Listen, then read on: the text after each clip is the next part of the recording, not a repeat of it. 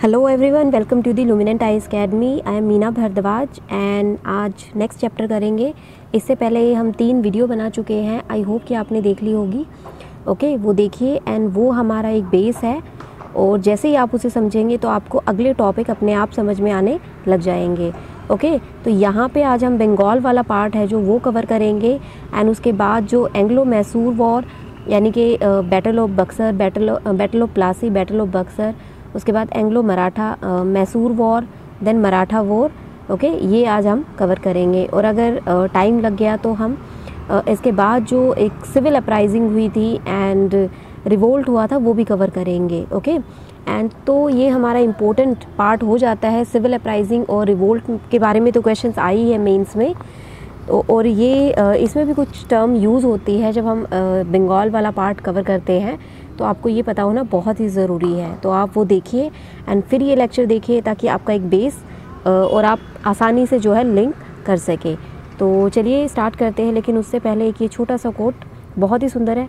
तो if you don't go after what you want you will never have it. It means कि आपको life में जो चाहिए अगर आप उसके पीछे नहीं जाते हैं या उसके लिए कोशिश नहीं करते, एफर्ट नहीं करते हैं, तो वो आपको कभी नहीं मिलेगा। तो यानी आपको जो भी चाहिए उसके लिए आपको कोशिश करनी ही पड़ेगी, चाहे रिज़ल्ट कुछ भी हो। ओके, आपको यानी रिज़ल्ट जो भी होगा वो कहीं ना कहीं लाइफ में, चाहे वो अच्छा हो बुरा हो, वो आपको कुछ ना कुछ सिखाएगा। तो आपको उसके लिए बहुत कोशिश करनी, एफर्ट करना है। ओके, आज नहीं लेकिन वो कल आपको ज़रूर मिलेगा। लेकिन आप कोशिश ही नहीं करेंगे तो वो आपको कभी नहीं मिलेगा। ओके, तो इसके साथ ही हम आगे अपना जो बंगाल वाला पार्ट है, ओके, मॉडर्न हिस्ट्री का, वो कवर करते हैं।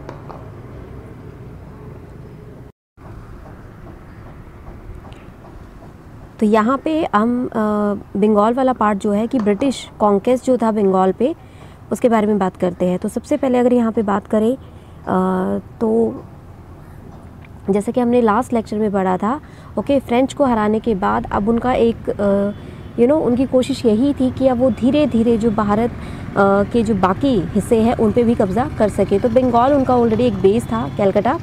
तो अब यहाँ पे एक बंगाल प्रोविंस काफ़ी बड़ा था, तो उसमें एक इनकी इन्हें अपना एक स्ट्रॉन्ग बेस बनाना बहुत ही ज़रूरी था और इसे अपने कंट्रोल में लेना ज़रूरी था। तो यहाँ से अगर हम बात करें बंगाल की, तो बंगाल की अगर कंडीशन की बात करें यानी कि प्लासी के वॉर से पहले कि बंगाल की आखिर कंडीशन क्या थी, तो उसके बारे में थोड़ा सा बात करते हैं। तो यहाँ पे अगर बंगाल की अगर हम बात करें तो काफ़ी रिच प्रोविंस था उस टाइम पे मुग़ल एम्पायर का, एंड एक तरह से ये कंसिस्ट करता था यानी बिहार, ओडिशा और अब तो बांग्लादेश भी इसमें से डिवाइड हो गया है। तो ये काफ़ी बड़ा था, तो ये इम्पोर्टेंट भी था उनके लिए, ट्रेड पॉइंट ऑफ व्यू से काफ़ी इम्पोर्टेंट था, इसीलिए इसे मेन माना गया है। नेक्स्ट अगर हम बात करें तो यहाँ की जो अथॉरिटी थी, अब यहाँ पे नवाब जो थे वो यानी एक नवाब की अथॉरिटी थी, यहाँ पे नवाब नियुक्त किए जाते थे। एंड यहाँ पे जो मेन इनका अगर हम कहें कि यहाँ पे इसे स्ट्रॉन्ग बेस बनाने का रीज़न था वो इनका ट्रेड था। यहाँ से एक्सपोर्ट किया जाता था रॉ प्रोडक्ट्स हो गए, सॉल्ट पीटर हो गया, rice, indigo, pepper, sugar, silk, cotton, textile and handicraft. See textile आपका जो कपड़ा उद्योग होता है, सॉल्ट पीटर आपका बारूद होता है। ओके, यानी कि कच्चा माल, रॉ प्रोडक्ट, इंडिगो डाई हो गई, पेपर, शुगर, सिल्क, ये सब एक्सपोर्ट किए जाते थे। तो कंपनी को काफ़ी यहाँ से प्रॉफिट होता था बंगाल से, इसलिए ये बहुत ही उनके लिए इम्पोर्टेंट था। तो अगर हम बात करें तो इनका 60% जो था जितना ट्रेड होता था वो यहीं से होता था। एशिया का सबसे इम्पोर्टेंट पार्ट था ये, जो कि बंगाल था। नेक्स्ट अगर हम बात करें तो 1630s की अगर हम बात करें तो यहाँ पे उन्होंने लगातार फैक्ट्रीज़ बनानी शुरू कर दी थी।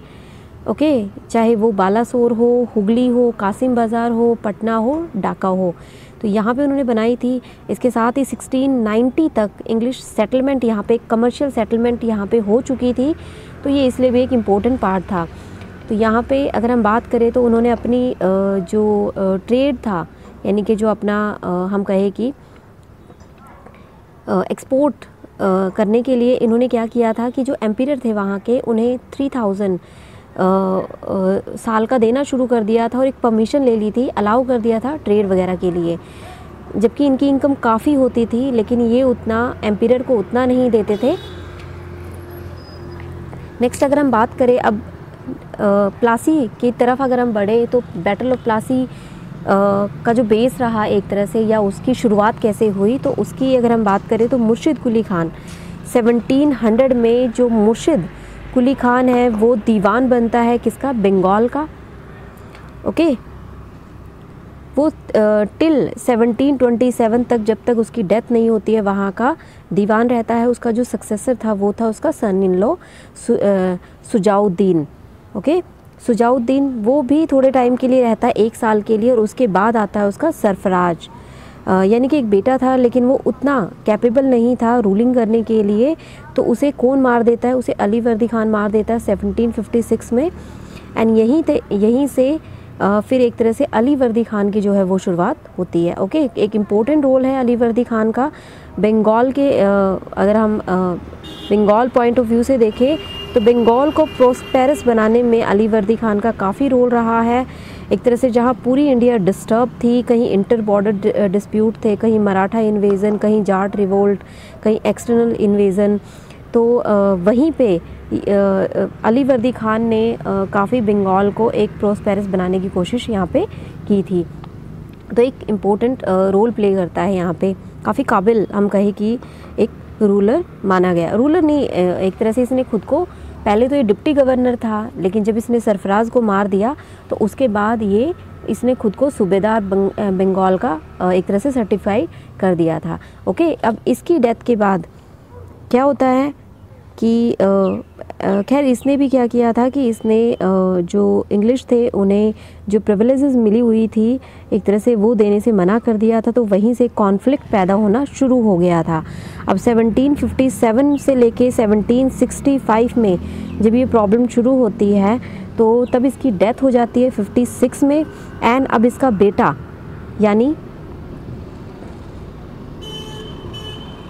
अब इसका बेटा जो होता है सिराजुद्दौला, यहाँ पे 2 नाम आएंगे, एक तो हम आगे पढ़ेंगे सुराज और एक ये है सिराजुद्दौला, तो ये चीज़ आपको याद रखनी है।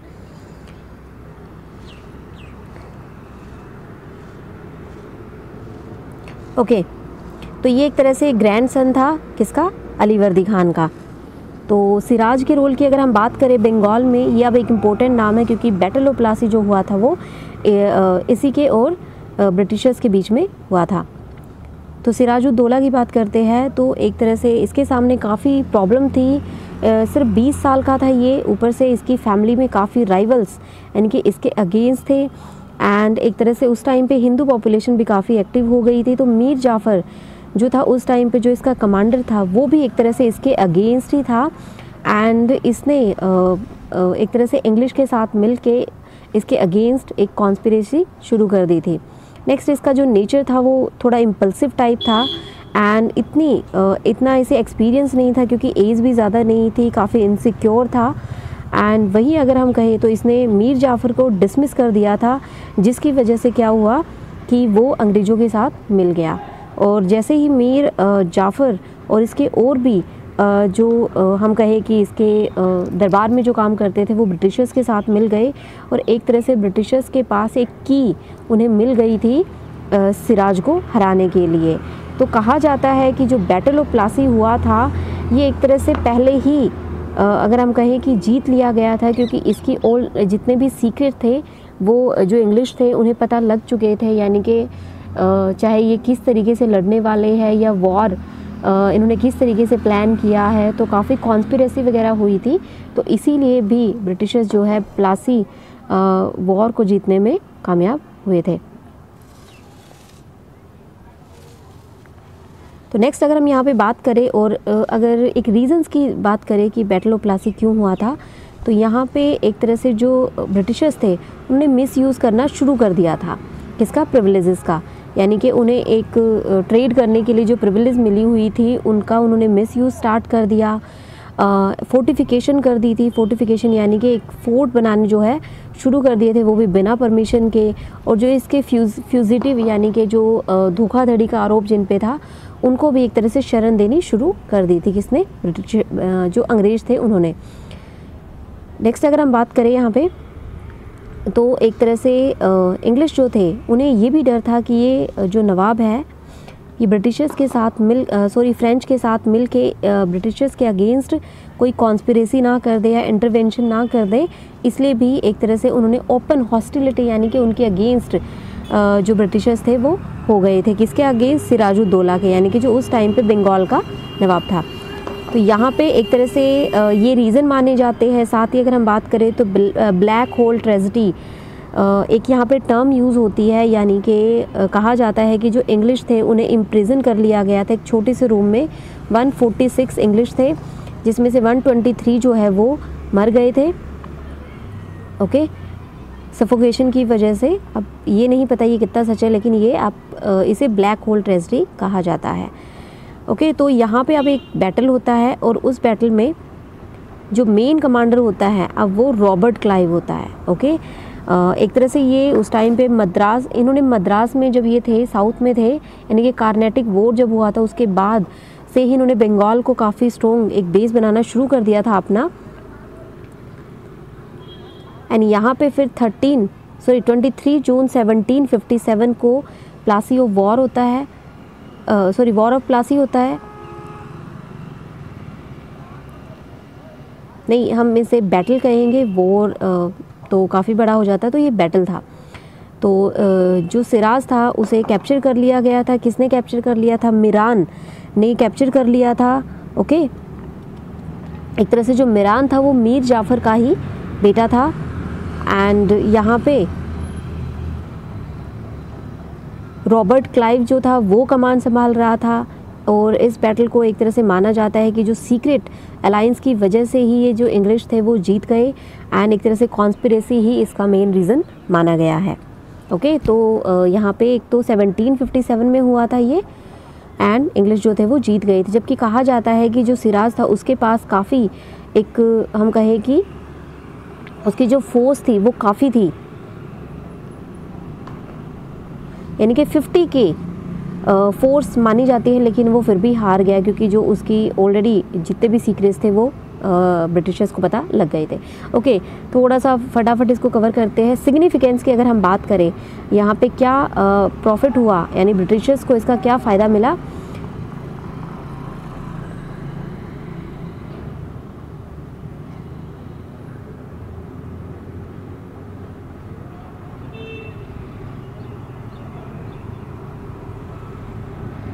ओके, तो यहाँ पे सिग्निफिकेंस की अगर हम बात करें तो सबसे पहले जो अब इन्होंने क्या किया, जो मीर जाफ़र था उसे बना दिया यहाँ पे, ओके। अब यहाँ का नवाब बना दिया था किसको? मीर जाफ़र को। अब उसने क्या किया, एक तो बहुत सारे पैसे दिए थे इन्हें, और साथ में जो 24 परगनास थे उनकी ज़मींदारी भी इंग्लिश को दे दी थी। ये चीज़ आपको याद रखनी है। अब ये इम्पोर्टेंट क्यों था? प्लासी जो बैटल था, एक तरह से यहीं से अब अंग्रेज़ों की शुरुआत हो गई थी। उन्होंने काफ़ी खुद को स्ट्रॉन्ग फील करना शुरू कर दिया था, एंड स्टार्टिंग पॉइंट था ये उनकी रूलिंग का। अब यानी बंगाल पे एक तरह से उन्होंने कब्जा करना शुरू कर दिया था। नेक्स्ट अगर हम बात करें तो मिलिट्री सुप्रीमेसी, यानी कि काफ़ी अच्छी इनकी जो मिलिट्री थी, एक हम कहें कि सुपीरियोरिटी यानी फ्रेंच के ऊपर, यानी यहाँ पे ये डिसाइड हो गया था कि अब ब्रिटिशर्स की जो मिलिट्री है वो काफ़ी बेटर है French as compared to French. Next अगर कहें तो इन्हें एक तरह से टेरिटरी ग्रांट में मिल गई थी ताकि ये मिलिट्री स्किल्स वगैरह या मिलिट्री ट्रेनिंग के लिए यूज़ कर सके। एंड बट और जो मीर जाफ़र था वो एक पपेट ही था, एज ये जिसको भी नवाब बनाते थे उसे एज ए पपेट ही यूज़ किया करते थे। नेक्स्ट अगर हम बात करें तो एक तरह से पूरी सॉवरेनिटी हो गई थी ब्रिटिशर्स की इन कलकत्ता में, एंड यहाँ पे उन्होंने जो ट्रेड और कॉमर्स था उसे मोनोपोलाइज करना शुरू कर दिया था। इसके साथ ही जैसे ही ये बैटल जीते, उसके अलावा अगर हम बात करें तो जो मीर कासिम का एक रोल आता है यहाँ पे। अब इन्होंने मीर कासिम को बना दिया, और अब इन्होंने क्या मीर जाफ़र को बनाया था, लेकिन उससे पहले जो मीर कासिम था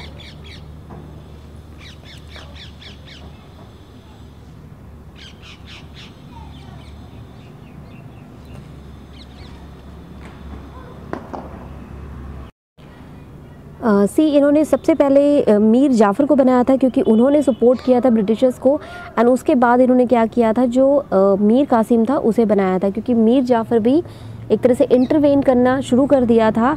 एंड फिर जो उसका बेटा था, ओके, मीर कासिम एक तरह से सन इन लॉ था किसका? मीर जाफ़र का, उसे बना दिया गया था, और मीर जाफ़र को इन्होंने पेंशन पे रख दिया था।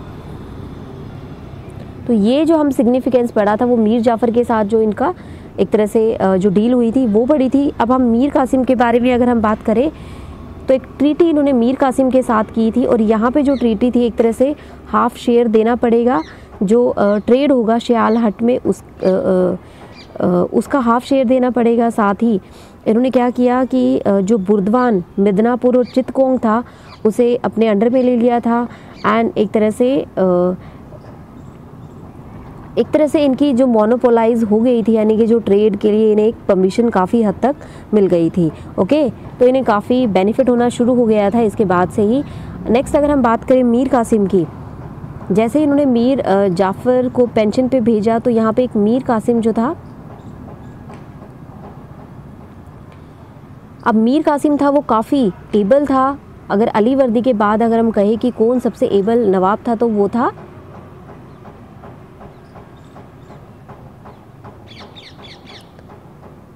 मीर कासिम। ओके, नेक्स्ट अगर कहें तो इसने अपनी जो कैपिटल थी वो शिफ्ट की थी मुर्शिदाबाद से मुंगेर यानी बिहार में, एंड एक तरह से कंपनी से दूर रखने के लिए, सेफ रखने के लिए, एंड जो अपनी ब्यूरोक्रेसी थी उसे भी रीऑर्गेनाइज किया था।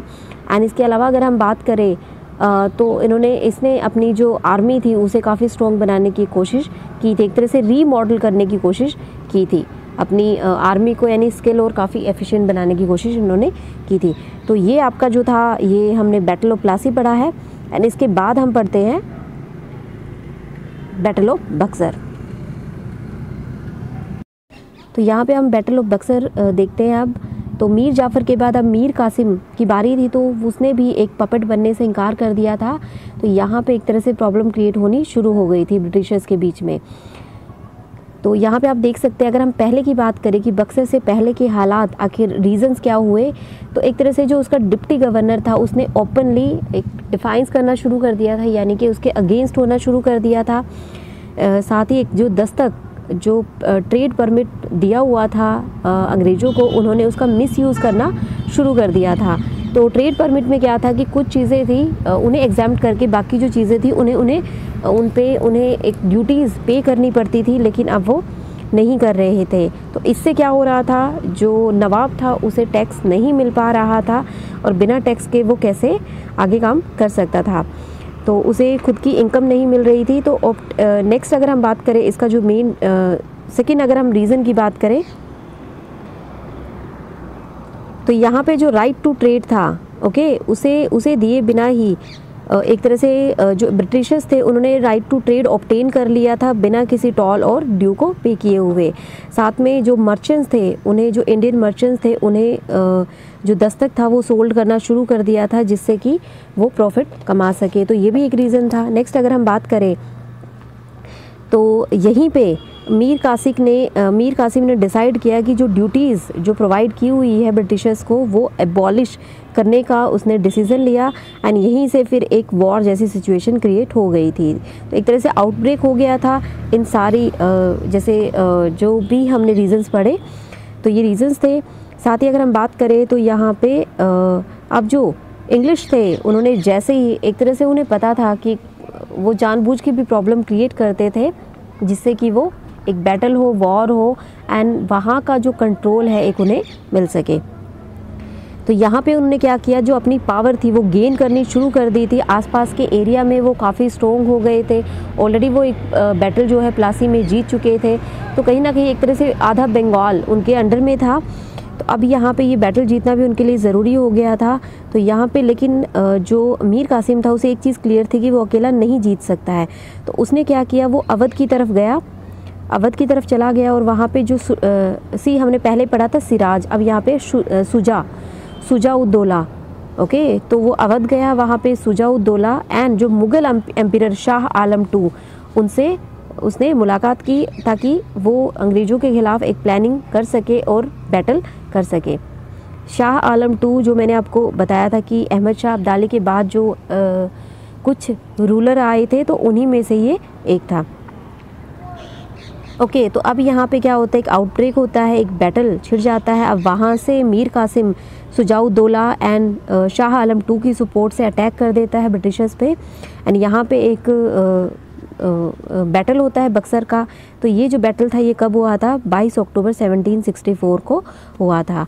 और इनकी कंबाइन होने के बावजूद भी इंग्लिश ने जो ब्रिटिशर्स थे उन्होंने कासिम को हरा दिया। यहाँ पे जो कमांड संभाल रहे थे वो थे मेजर हेक्टर मुनरो। तो उन्होंने एक यहाँ पे सुप्रीमेसी एक तरह से साबित हो गई थी। इस बैटल को जीतते ही अब की ब्रिटिशर्स है उनका बंगाल पे राज हो गया था। एंड साथ ही उन्होंने कासिम के अगेंस्ट कैंपेन चलाना शुरू कर दिया। और अब जो रियल पावर थी वो किसके हाथ में थी? वो इंग्लिश के हाथ में थी। यहीं पे अगर नेक्स्ट हम बात करें तो उसे मिदनापुर, बुर्दवान और चित्तगोंग जो है ब्रिटिशर्स को देना पड़ा। साथ ही ड्यूटी फ्री ट्रेड कर दिया गया। ट्रेड पे ड्यूटी नहीं देनी थी, सिर्फ 2% सॉल्ट पे जो है एक टैक्स देना था, यानी ड्यूटी देनी थी, उसके अलावा कुछ नहीं देना था। तो एक तरह से पूरा बंगाल उनके कंट्रोल में था। अब यहाँ पे कुछ इंपॉर्टेंट टर्म आती है, treaty of Allahabad. Treaty of Allahabad आती है, ड्यूअल गवर्नमेंट ऑफ बंगाल। तो ये दो चीज़ हम बैटल ऑफ बक्सर के बाद पढ़ते हैं। अब यहाँ पे जो रॉबर्ट क्लाइव था, ये चीज़ याद रखनी है कि ट्रीटी ऑफ इलाहाबाद किसने की थी? तो रॉबर्ट क्लाइव ने की थी। एंड तो यहाँ पे जो ट्रीटी थी, एक तरह से दो इम्पोर्टेंट ट्रीटी हुई थी। कहाँ पे? इलाहाबाद में ये हुई थी अगस्त 1765 में। ओके, किसके साथ हुई थी? नवाब अवध और मुगल शाह आलम के साथ।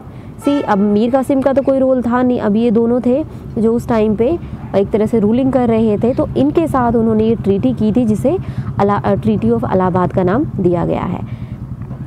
तो यहाँ पे अगर हम सबसे पहले बात करें सुजाउद्दौला, यानी कि जो नवाब था उस टाइम पे अवध का, उसके साथ जो उन्होंने एक डील की थी या इलाहाबाद ट्रीटी जो की थी, ये क्या थी कि उन्हें सरेंडर करना पड़ेगा। जो इलाहाबाद और कारा है वो किसे देना पड़ेगा? आलम टू को देना पड़ेगा। एंड उन्हें 50 लाख जो है रुपीज़ कंपनी को देने पड़ेंगे, जो भी उन्हें वॉर के चलते नुकसान हुआ है। साथ ही जो जमींदार है बनारस का, वो बलवंत जमींदारी जो है वो बनारस की बलवंत सिंह को देनी पड़ेगी एक तरह से, पूरी तरह से। तो ये 3 मेन पॉइंट थे, ये चीज़ आपको याद रखनी है। ओके, नेक्स्ट अगर हम बात करें तो शाह आलम टू के साथ जो ट्रीटी हुई उसके बारे में बात करते हैं। तो शाह आलम टू के साथ एक तरह से कहा जाता है कि एज ए रबर स्टैंप यहाँ पे एक फरमान जारी किया गया था। एंड एक अथॉरिटी लीगलाइज कर दी गई थी, एक लीगल अथॉरिटी के रूप में से देखा गया था। तो एक फरमान ही था ये कि यहाँ पे कि वो इलाहाबाद, यहाँ पे एक जो ट्रीटी हुई थी मेनली, यहाँ पे जो ट्रीटी हुई थी अब की जो इलाहाबाद उन्हें संभालना पड़ेगा, लेकिन जो वो किसकी प्रोटेक्शन में होंगे? कंपनी की प्रोटेक्शन में ही उन्हें संभालना होगा। साथ ही उन्होंने इशू फरमान जारी किया कि उन्हें दीवानी जो है, एक फरमान जारी किया जाए कि उन्हें जो ब्रिटिशर्स है उन्हें दीवानी ग्रांट की जा रही है। ओके, किसकी मर्जी से? यानी कि शाह आलम टू जो कि उस टाइम पे मुग़ल एम्परर था भारत का। तो और किस किस की दीवानी? बंगाल की, बिहार की, ओडिशा की। And on leave of annual payment of 26 lakh. Okay,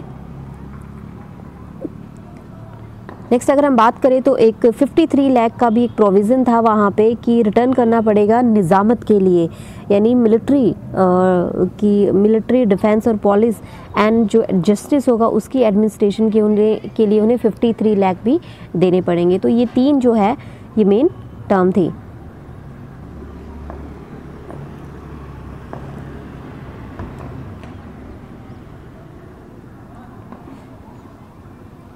okay, अच्छा, अब यहाँ पे क्या है कि उन्होंने अवध एनेक्स नहीं किया था क्योंकि उन्हें पता था कि अवध एक ऐसा रीजन था जहाँ पे अटैक होते रहते थे एंड अफ़गानी मराठा जो थे वो इन्वेजन करते रहते थे। तो उन्होंने अभी नहीं किया लेकिन बाद में इसे कर लिया था। ओके, तो यहाँ पे अगर देखा जाए तो तब तक अवध जो था वो ब्रिटिशर्स ने उस पर कब्ज़ा नहीं किया था। नेक्स्ट अगर हम बात करते हैं तो यहाँ पे ड्यूअल गवर्नमेंट की बात करते हैं। अब ये क्या था? ड्यूअल गवर्नमेंट में क्या था कि 1765 से 72 में ये हुआ था। आपको ट्रीटी ऑफ इलाहाबाद 1765 में याद रखनी है। अब 65 से 72 के बीच में जो है ये ड्यूअल गवर्नमेंट रही, बाद में इसे हटा दिया गया था। ओके, वॉरेन हेस्टिंग ने इसे हटा दिया था।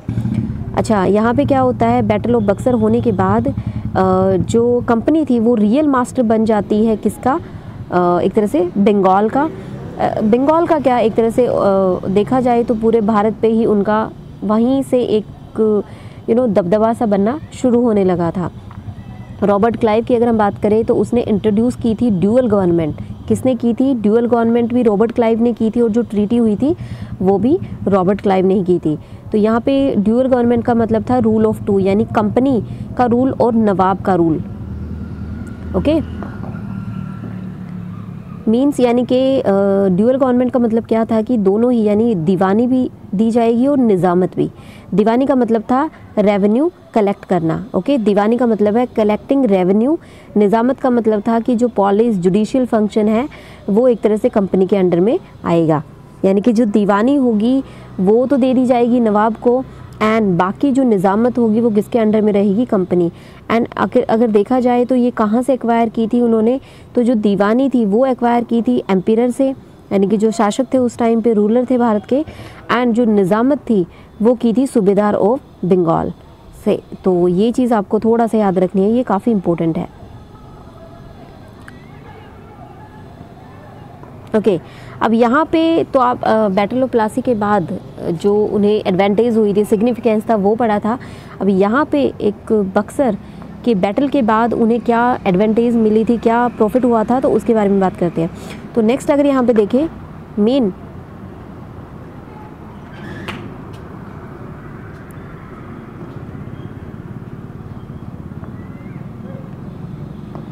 यहाँ पे जो मेन एडवांटेज हुई थी वो क्या थी कि एक तरह से जितनी भी जो आर्मी और रेवेन्यू थी उसका कंट्रोल उनके हाथ में आ गया था। दूसरा, एक सॉवरन पावर मिल गई थी। एक जो इंडियन रूलर थे वो एज ए पपेट एक कंपनी के अंडर में काम करने लग गए थे। दूसरा क्या था, एक जो लोग थे वो डिज़ास्टर्स, ये काफ़ी डिज़ास्टर्स था लोगों के लिए, क्योंकि अब ऑब्वियस सी बात थी कि अब उनके साथ अच्छा नहीं होने वाला था, क्योंकि सारा का सारा सिस्टम किसके हाथ में होगा? ब्रिटिशर्स के हाथ में होगा। नेक्स्ट अगर हम बात करें तो नवाब जो था उसे मेंटेन करना था पीस एंड ऑर्डर, जबकि पूरी तरह से जो डिपेंड होना था वो ब्रिटिशर्स पे। फंड के लिए किस पे डिपेंड होंगे? वो ब्रिटिशर्स पे। तो यहाँ पे रूलिंग की फिर हालत ख़राब होनी ही है। गवर्नमेंट की अगर हम ड्यूअल गवर्नमेंट की अगर बात करें तो उसको किसने रिमूव किया था? ये रिमूव किया था वॉरेन हेस्टिंग ने। कब? 1772 में। तो यहाँ तक आपका जो था ये बैटल ऑफ बक्सर था। तो हमने बंगाल के बारे में, battle of Plassey, battle of Buxar के बारे में अभी कवर किया है। तो नेक्स्ट करते हैं अभी।